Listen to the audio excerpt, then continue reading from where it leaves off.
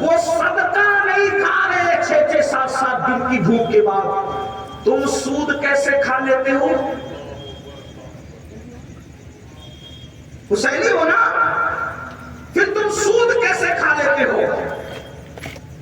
کیونکہ سود تو سور کی طرح حرام ہے، جیسے سور حرام ہے ویسے سود حرام ہے۔ وہ صدقہ نہیں کھا رہے 6-7 دن کی بھوک کے بعد، اور تم سود کے دھندے کر رہے ہو۔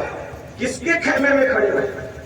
کس کے ساتھ کھڑے ہو؟ میں بولوں گا نہیں، آپ نے بھی نہیں بولنا، لیکن اپنے ضمیر کو آواز دو۔ وہ صدقہ نہیں کھا رہے، پاک روٹیاں صدقے کے نام کی تو نہیں کھا رہے، اور تم نشے کی گولیاں کیسے کھاتے ہو؟ تم شراب اپنی حلق میں کیسے اتار لیتے ہو؟ تم جوئے کی رقم کیسے کھاتے ہو؟ تم چوری کی رقم کیسے کھاتے ہو؟ تم دھوکہ دیے ہوئے پیسے کیسے کھا لیتے ہو؟ جو سور کی طرح حرام ہے، خون کی طرح حرام، جو پیشاب کی طرح ناپاک ہے نشے کی چیزیں، کیسے کھاتے ہو؟ کس کے خیمے میں کھڑے ہو؟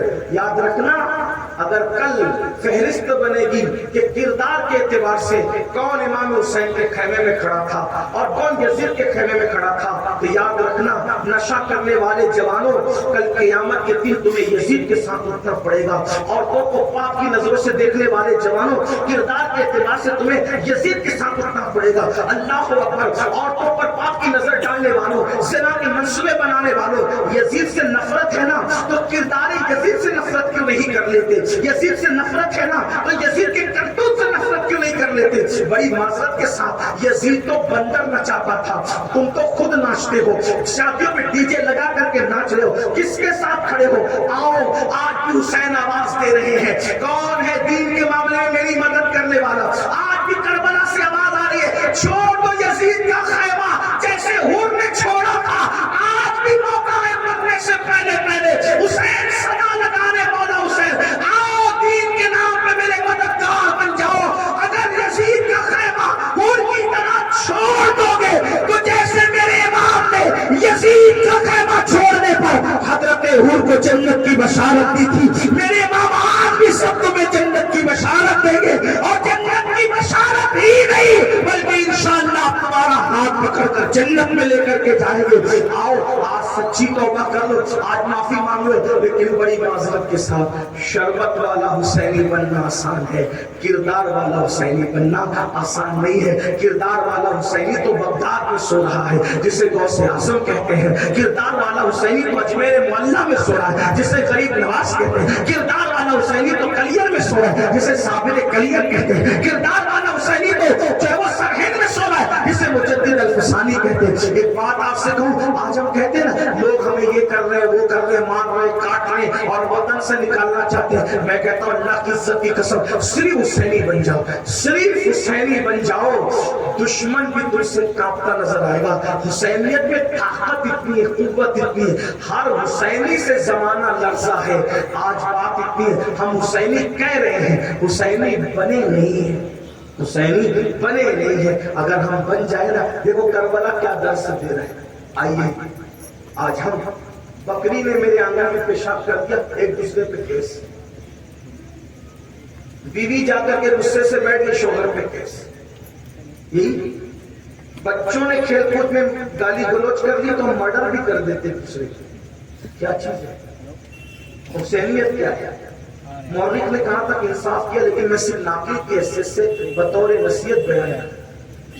جس وقت کربلا ہو گیا تو شمر مدینہ منورہ آیا، کربلا کے بعد کسی وقت آیا ہوگا۔ جب شمر کی آنے کی خبر سنی لوگوں نے کہ شمر مدینہ آیا، مدینہ منورہ، تو مدینے والوں کو اس سے اتنی نفرت ہو گئی تھی، چکورا کتا اس کو کہا جاتا ہے، حدیث میں بھی کہا گیا، لوگوں نے اپنے دروازے بند کر دیے۔ شمر سے کوئی نہیں ملے گا، ملاقات نہیں کرے گا، اس کو کھلائے گا نہیں پلائے گا نہیں، اس کا بائیکاٹ، آنے رسول سے اس نے دشمنی کی، اس کو کوئی عزت نہیں دے گا شمر کو۔ سب کے دروازے بند ہو گئے۔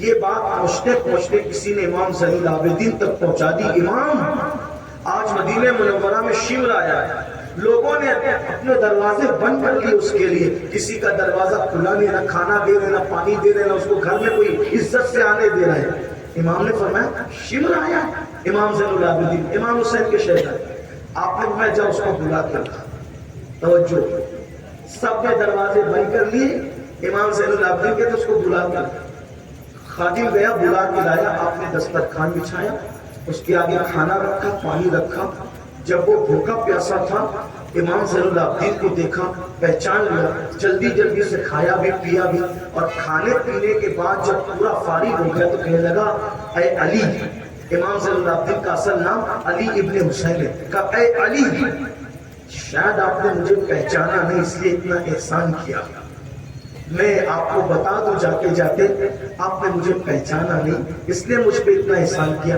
میرے امام نے فرمایا شمر، یہ جتنے مدینے والے کوئی کربلا میں نہیں تھا، جو نہیں تھا انہوں نے تجھے پہچان لیا، میں تو وہاں موجود تھا، میں وہاں موجود تھا، تو شمر ہے نا، تیرے کہنے پر پانی بند کیا گیا تھا نا، تو نے ابن زیاد کو ورگلایا تھا نا، تو نے دوپٹے چھلوائے تھے نا، تو نے لاشوں پہ گھوڑے دوڑائے تھے نا، تو نے میرے بھائی ننھے سے 6 مہینے کے علی اصغر کی پیاس کا مذاق اڑاتے ہوئے ان کی گردن پر حلق پر تیر چلانے کا حکم دیا تھا نا، تیرے حکم سے میرے بابا کی شہادت کے بعد کپڑے اتروائے گئے تھے نا، تیرے حکم سے لاشوں پہ گھوڑے دوڑائے گئے تھے نا۔ یہ کہتے کہتے امام زین العابدین کی آنکھوں میں خون اتر آیا، رو پڑے، میں تجھے کیسے بھول سکتا ہوں، جو نہیں دیکھنے والے وہ پہچان گئے، میں تو تجھے دیکھا، تجھے ظلم کرتے میں نے دیکھا،